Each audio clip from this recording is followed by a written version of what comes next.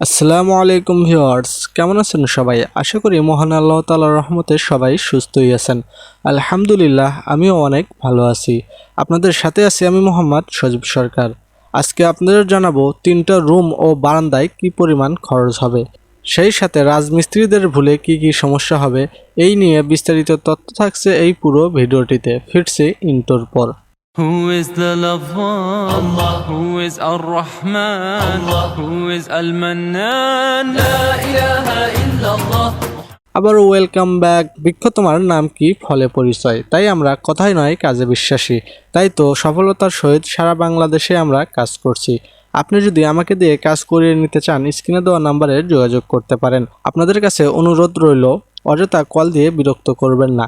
কোনো হিসাব বা পরামর্শ নিতে হলে ইমো অথবা হোয়াটসঅ্যাপে অথবা ফেসবুকে আমার সাথে যোগাযোগ করতে পারেন।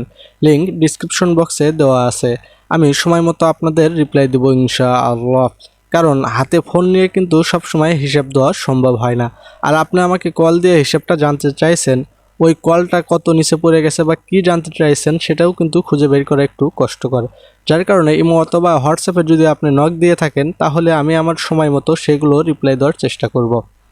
এখন স্ক্রিনে দেখতে পাচ্ছেন 13 ফিট বাই 13 ফিট 3টা রুম, সেই সাথে বারান্দায় কিচেন ও অ্যাটাচ টয়লেট ও বাথরুম। এই বাড়িতে রাজমিস্ত্রিদের কাজে বেশ কিছু ভুল হয়েছিল, যেমন ঘরের প্রস্থ বেশি 13 ফিট 7 ইঞ্চি দিয়েছে। 9 ফিট টিনের ছাউনির জন্য 13 ফিট বা 13 ফিট 2 ইঞ্চি পর্যন্ত রাখতে পারেন। যদি আরও জায়গার প্রয়োজন হয়, সেক্ষেত্রে 10 ফুট টিনের ছাউনির জন্য 14 ফিট বা 14 ফিট 3 ইঞ্চি পর্যন্ত রাখতে পারেন। এরকম 13 ফিট 7 ইঞ্চি রাখছে। এখন 9 ফুট টিন কম হয় আর 10 ফুট টিন দিলে বেশি হয়ে যায়। আবার বারান্দায় 10 ফুট টিনের কথা বলা হয়েছে, এমন একটা মাপ রেখেছে 11 ফুট টিনের ছাউনি লাগে। ঢালু একেবারেই কম, মাত্র 11 ইঞ্চি। পরে পুরো এই 3টা রুমের পার্টিশন সহকারে 2টা ইটের গাঁথনি করতে হয়েছে। এখন ঘরের উচ্চতা হয়েছে 10 ফিট 7 ইঞ্চি। পাড় লাগানোর জন্য যে রডগুলো রাখতে হয় 4 থেকে 5 ফিট পর পর, সেই রডগুলো রেখেছে 13 ফিট পর পর। এই কারণে ঘরের সৌন্দর্যতা নষ্ট হয়। চলুন এখন জেনে নিই কি পরিমাণ টিন কাঠ ও মিস্ত্রি খরচ হবে এই ঘরে, যদি এরকম বা এই ধরনের কাজ করেন। এই ঘর ও বারান্দায় কাঠ লেগেছে মোট 33,000 টাকার মতো, টিন লেগেছে 44,000 টাকার, আর আমাদের মিস্ত্রি বিল আসছে 22,000 টাকা, আর লোহা বাবদ লেগেছে 5,000 টাকার মতো। এই মোট 1,15,000 টাকা। এরকম মোটামুটি ঘর যদি হয়ে থাকে 1,15,000 টাকা বা কিছু সামথিং কম অথবা বেশি লাগতে পারে, আপনাদের এরকম ঘর কমপ্লিট হয়ে যাবে ইনশাআল্লাহ। আরেকটি খুব গুরুত্বপূর্ণ কথা, আমরা সাধারণ ঢেউ টিনে যে স্ক্রুপগুলো লাগিয়ে থাকি, এই স্ক্রুপগুলোর গোড়াতে কিন্তু খুব তাড়াতাড়ি জং এসে পড়ে।